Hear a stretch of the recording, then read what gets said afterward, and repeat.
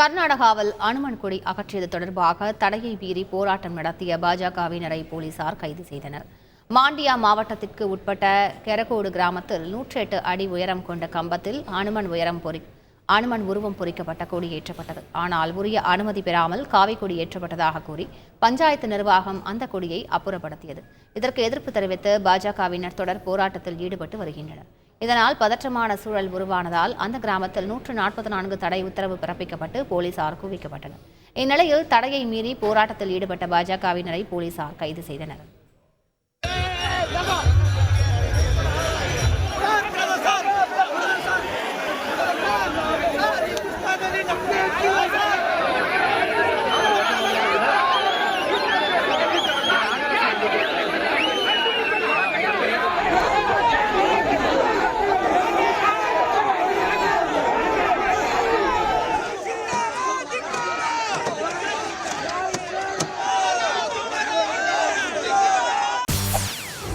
செய்திகளை உடனுக்குடன் தெரிந்து கொள்ள உடனே சப்ஸ்கிரைப் பண்ணுங்க.